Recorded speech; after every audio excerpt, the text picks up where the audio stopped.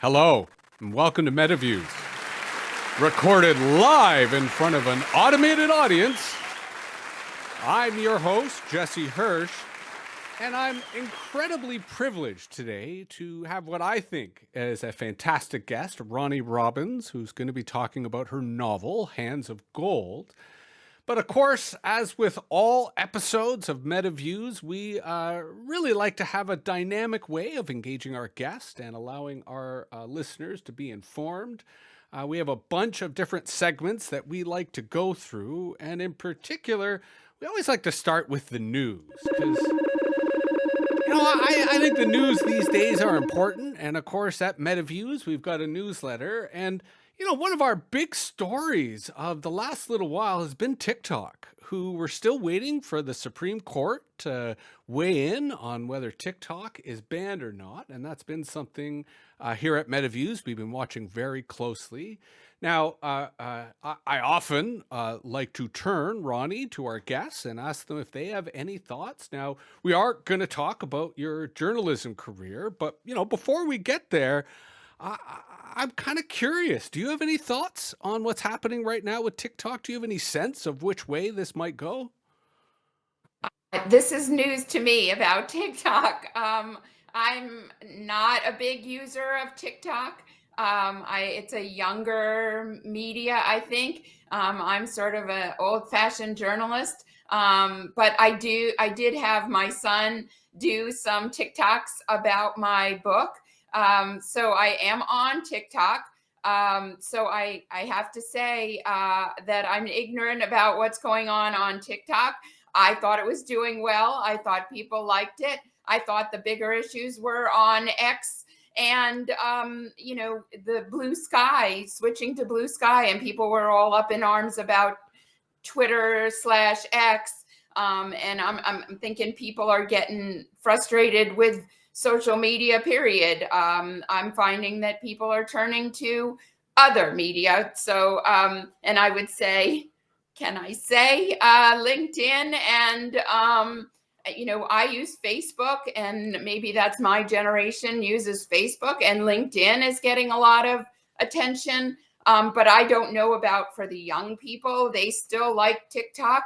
Or are they moving to blue sky? I don't know. There seems to be a lot of frustration about social media in general and whether you should even disconnect from everything. My son is 27 and he's like, I got to get off of this. I don't know, he's done a little bit, but Instagram, I should mention too. People like Instagram. That's my world, but I must be ignorant about TikTok.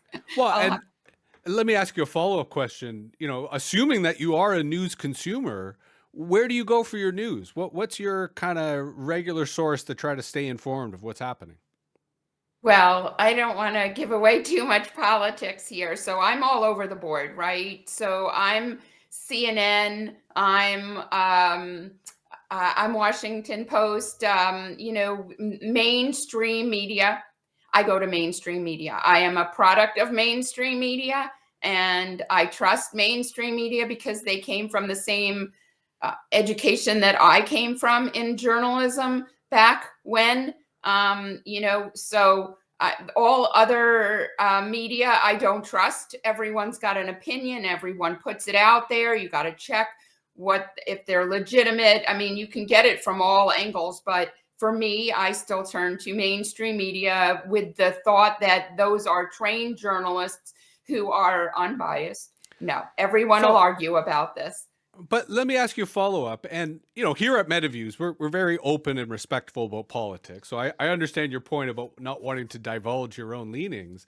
But are there any particular journalists? Are there any particular mainstream media people who you think are, let's say, more trustworthy than others? The ones who you tend to turn to? And I ask this because one of our missions really at Metaviews is describe exactly what you described, finding those people we can trust, finding those people who kind of provide the signal amidst the noise.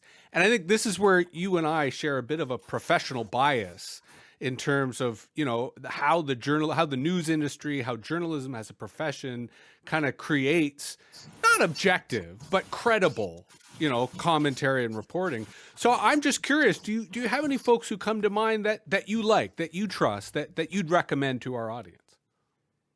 I'm just gonna again reiterate mainstream media. I don't want to call out anyone because I don't want to offend anyone. I would just trust. I would make your own judgments about who you trust. And it also depends. Are you going to get confirmation of your own political feelings or not? Are you wanting unbiased reporting? From my vantage point, daily newspapers and the classic newspapers, there aren't very many of them, but those that have weathered the storm of all the competition that's come our way since everything went online and since the pandemic and in recent years politically, do you want unbiased reporting or do you want to just get confirmation of your own political leanings? Well, and let's use that to kind of segue into our journalism theme, because I'd love to kind of ask you to reflect on both, if you don't mind disclosing kind of where you got started, right? How you got into the industry. But the question in particular that I'd love to get your reflection, your wisdom on, is the contrast with now, right? How much has changed since when I assume you were young or relatively young and kind of getting into the business? And because this is where I think a lot of young people don't have that perspective, right? They don't have especially because history, unfortunately, is no longer a subject that gets the attention it deserves. But I want to hear your perspective on that contrast, on kind of what you in your lifetime, the changes you've seen that has really, I think, both threatened the journalism as a profession, but are also putting pressures on it to either evolve or get back to its roots when it comes to the way in which it was practiced. So I'd love to hear, your thoughts or reflections on that. So I started out, I went to journalism school in the South, and I grew up in the North. So I should tell you that I grew up in New York. So I actually started on my high school newspaper, on my high school yearbook, and in New York. So and on Long Island, and so I went through journalism school. Now, journalism school would have been at that time, and I was at a major university. So at that time, we would have been trained to work on daily newspaper print journalism. And so much has changed now. I think 2008, I started seeing it even more so than before. Everything was online and everything was different. And there was so much more you had to learn about journalism, about how journalism was evolving. So I had to evolve with journalism as it turned more to online reporting. And so those journalists that are trained today are trained digitally. They are trained digitally. They're not trained to write for a print newspaper that you got and received at your home. And so much attention has gone online. And since the pandemic, even more so, and so I've been able to weather the storms that have come to journalism in general, and everyone being online claiming to be a journalist or claiming to be a writer and vying for your attention, as podcasters do, as authors do, as everyone does. I'm presently working for a newspaper, a daily newspaper, the Atlanta Journal-Constitution. I am a freelancer, and I am also freelancing for a major global all online publication, which is Medscape, which is sister of WebMD. And the WebMD office is who used to pay me, and now they pay me, but I'm a freelancer. I was an editor there. So I am the real deal in terms of having gone through the changes from print to online. So what has changed? Everyone is out there being a journalist. Everyone is out there vying for your attention, claiming to have the news, giving you the news with their own leanings, perhaps, their own perspective. Unbiased journalism, I hope it's still how journalists are being trained. So I would definitely look into the background of whoever you're getting your journalism from, whoever you're getting the news from, because we were trained to be unbiased, and keep your biases out of the news. And I strongly hold on to those ethics. I cannot tell you who else does whatever. So that's what you'll get from me and those that were trained to like me, back in whenever that was, the 80s, the 90s, and previous to everything going online. Again, there's journalism school students coming out. Hopefully they're being trained the same way, to avoid what's now known as fake news. Well, Everyone will label it fake news no matter what, I think.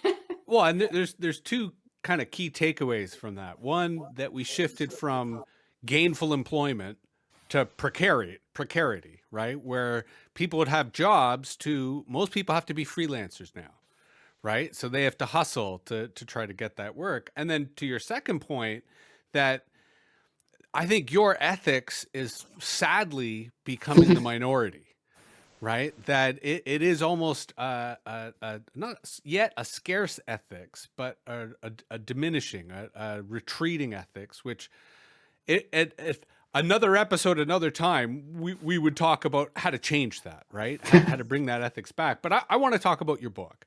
And in particular, I want to talk about your book because, your point about the loss of objectivity, I kind of feel good about subjective stories like this, and the way in which it allows, in your case, a family story to become more than that for other people who are not necessarily in your family. And for me, the word grandfather is Zeta. Like, I called my grandfather Zeta, and I tend to refer even to my Gentile or non-Jewish friends. I tend to refer to their grandfathers as their Zeta, because I like to normalize my culture. Your Zeta. What was it about his story that inspired you to write this? And I don't want to get too much into his story because I want people to buy your book. I want people to really experience it in what I think is the intimacy of reading a book, because you experience it in a much different way than you would a podcast or a TikTok or a video. But I'm curious, on an inspiration level, what was it about your Zeta that motivated you to do this? So it started with literally the romance of his life. The fact that he died on the same date, a year apart from my grandmother. On the date is coming up, January 31st, but I don't know when this podcast will release. But to have that kind of a romance, that you die a year apart from each other, that anniversary is so powerful. That was the first literal spark that it seemed very special to me, very loving, very romantic. So there was that. They were married 65 years. But they had to endure, sickness and health. He was told he was terminal with tuberculosis at 26, and he lived till 86. But the way he did that was he was a test case, a clinical trial patient for streptomycin, which is still used today. And people think that COVID is the largest infectious disease killer in the world because we're going through it, because we went through it. But tuberculosis is still the largest infectious disease killer in the world. And his experience and his work with testing out that experimental treatment at the time paved the way for medicines that are used today. And streptomycin is still used today, although there's better treatments too. So it was a game changer at that time. So he was making history. He also was involved in a workplace shooting spree in which he saved people from a gunman. He actually talked the gunman down. So there was, and this was recorded in history. So a lot of my stories within the larger Hands of Gold is based on real facts. Plus, they lost all their family in the Holocaust. and just experiencing life. My grandmother had to be the breadwinner of 5 children. What is all that like in a lifetime? To go through that all together. And, we say sickness and health and, good times and bad, but they experienced all of that. Maybe we all do. So it can be every person's story, every person's ethnic journey from Europe or wherever they came from to America. So I think that a lot of people can relate to it. It's universal. Well, and it's incredibly inspirational. To your point about the kind of, for lack of a better word, the ethic of survival.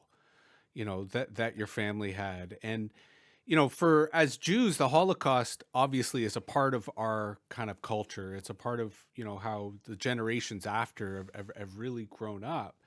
Do you think that his obviously traumatic experience, but at the same time his resilient experience as a survivor, do you think that then influenced the empathy, the compassion, the connection with the world? Like, your point about him talking down, right? The shooter is, on the one hand, it's kind of Jewish that our secret weapon is our ability to speak, right, and our ability to reason with people.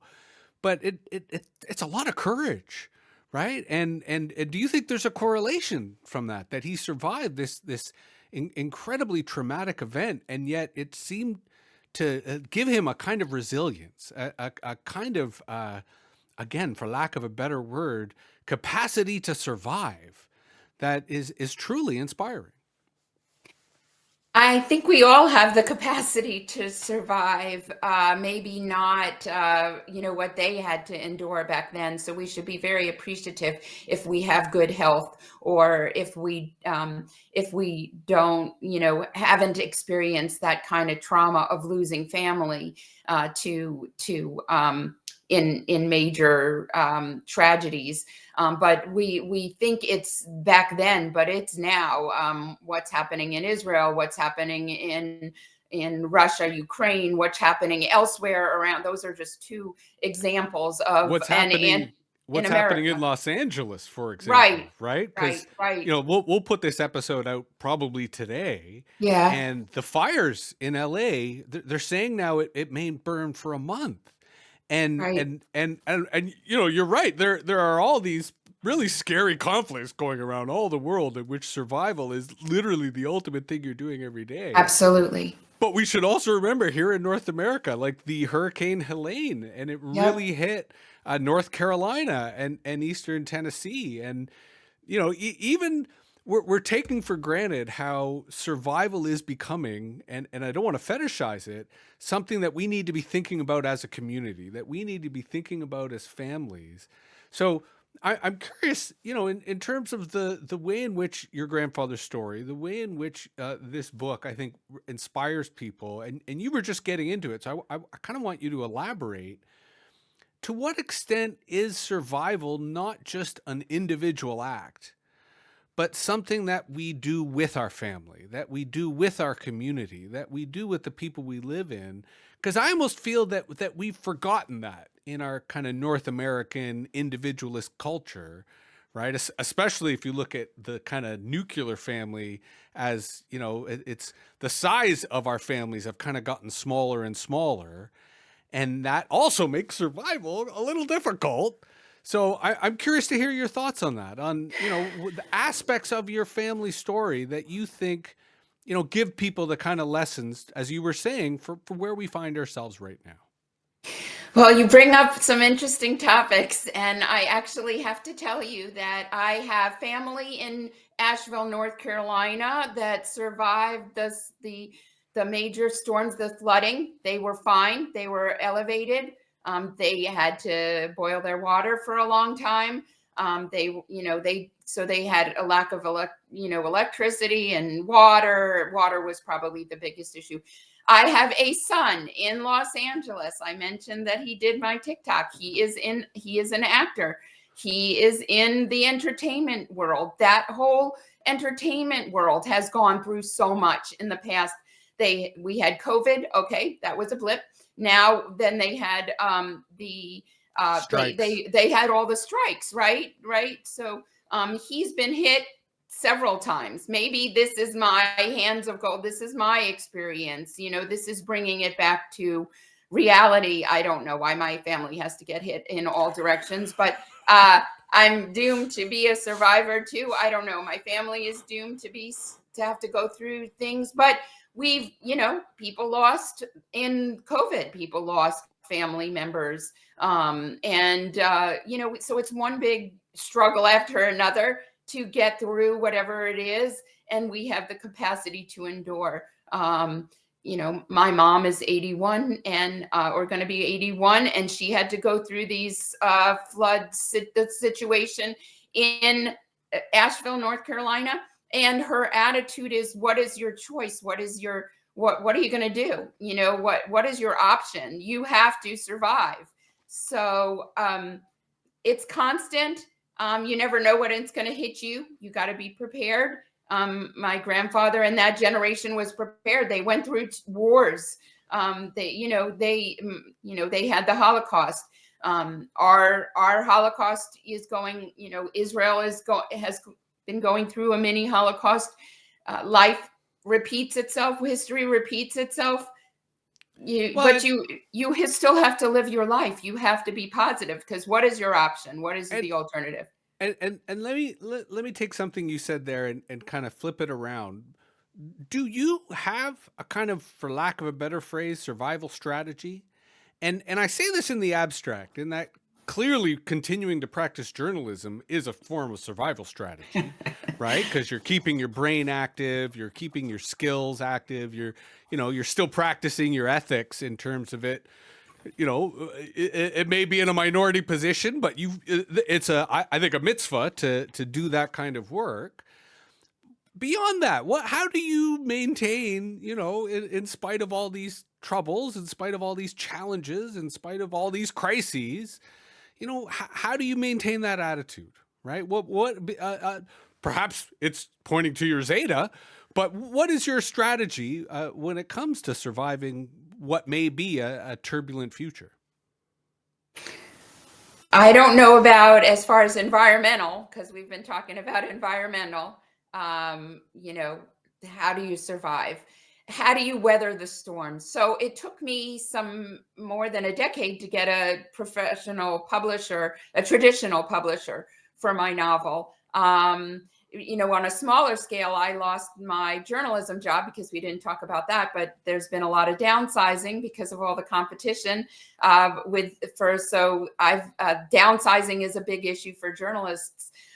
So yes, there are a lot of people online freelancing, and there's competition for that, but I've managed to keep my hand in it. I kept my hand in it all throughout when I was writing my book. I never gave up on a dream. Is that the motivation? Is that what keeps us going? Is get through to be able to do what we want to do yet again, our passion for life, what it is we're here for. Our goal, whatever it is, my grandfather's goal was to provide a nice life for his family in America and escape what was going on or his limitations in Europe that he saw for himself. That wasn't always anti-Semitism. It was just he was going to be a farmer and he wanted something better. That golden Medina, if you know that term, the golden land, the paradise that they thought existed in America. And in some ways it does compared to other countries, how good we have it here. So the finish line, the goal, the what's next, survive this. And then what is the next challenge to be met? Is that summarizing it in terms of survival? Yes, I am a survivor.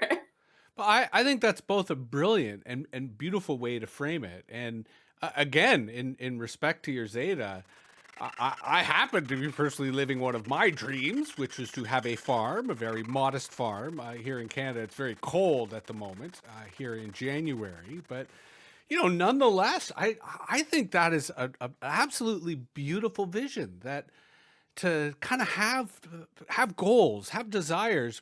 I often describe it as imagining a future where you're happy, imagining a future where you're active. And that's the survival strategy, where you may never get there, right? The present may never live up to that.